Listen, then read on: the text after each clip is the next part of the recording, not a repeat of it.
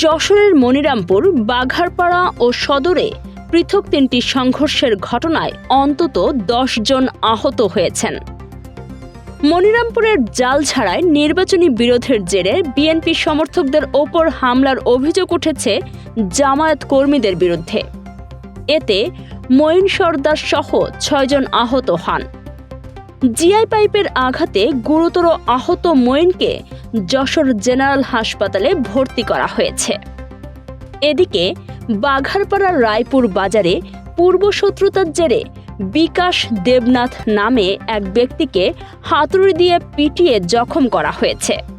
স্থানীয় ইকতার হোসেনের চায়ের দোকানের সামনে আজিত ও তার ছেলে রনি এই হামলা চালায় বলে জানা গেছে।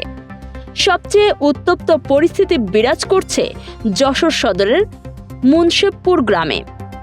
শনিবার দুপুরে মাদ্রাসার জমি ও ভবন ভাঙা নিয়ে দুপক্ষের রক্তক্ষয়ী সংঘর্ষে আহত হয়েছেন ৪ জন। এর মধ্যে অবসরপ্রাপ্ত সেনা সদস্য আব্দুল রশিদ মোল্লা, ইব্রাহিম ও ইউসুফের অবস্থা গুরুতর। কোনো সময় আমাদের গাছ কেটে, কোনো সময় আমাদের মারে, এগুলো করে।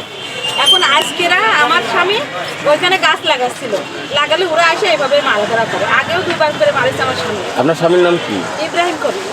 অর্থাৎ আপনার কি প্রথমে কি আব্দুর রশিদকে কি মারধর করছিল নাকি? না না, ওরাই মারছিল আমার স্বামী। আপনাদের কয়জন আহত? আমাদের 5 জন আহত।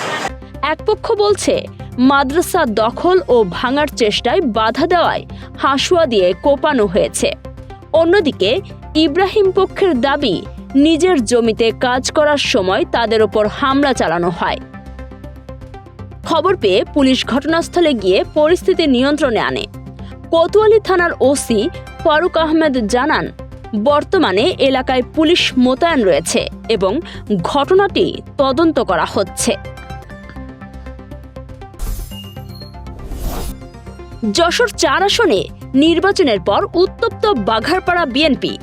শুক্রবার সন্ধ্যায় দলীয় কার্যালয়ে মতবিনিময় সভা রূপ নেয় তীব্র বাকযুদ্ধে। ধানের শীষের প্রার্থী মতিয়ার রহমান ফরাজি পরাজয়ের জন্য অভ্যন্তরীণ অসহযোগিতাকে দায়ী করে আঙুল তোলেন ইঞ্জিনিয়ার টিএস আইয়ুবের দিকে। পাল্টা সভায় সব অভিযোগ অস্বীকার করে আইয়ুব দাবি করেন, প্রার্থীর অযোগ্যতাই এই বিপর্যয়ের মূল কারণ।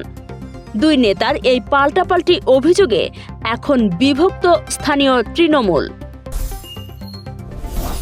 যশোরের বাহাদুরপুরে একটি বাসে রহস্যজনক অগ্নিসংযোগের ঘটনা ঘটেছে। শুক্রবার দিবাগত রাতে নিমতলা এলাকায় পার্কিং করা অবস্থায় ঢাকা মেট্রো ব 142098 নম্বরের বাসটিতে আগুন দেয় দুর্বৃত্তরা। বাসের মালিক ও বিএনপি নেতা আবু বক্কর সিদ্দিকের দাবি, রাজনৈতিক প্রতিহিংসার জেরে এই নাশকতার ঘটনা ঘটেছে। পুলিশ ঘটনাস্থল পরিদর্শন করেছে, তবে এটি পরিকল্পিত হামলা নাকি দুর্ঘটনা তা খতিয়ে দেখা হচ্ছে। যশোরের শাহজাদপুর সীমান্তে বিজিবির বিশেষ অভিযানে উদ্ধার হয়েছে বিপুল পরিমাণ ভারতীয় মাদক। শনিবার গোপন সংবাদের ভিত্তিতে যশোর 49 বিজিবি ব্যাটালিয়ন এই অভিযান পরিচালনা করে।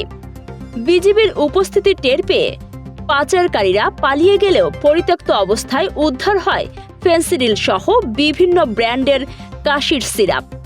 উদ্ধারকৃত এসব মাদকের বাজার মূল্য প্রায় 1,29,000 টাকা বলে জানিয়েছে বিজিবি।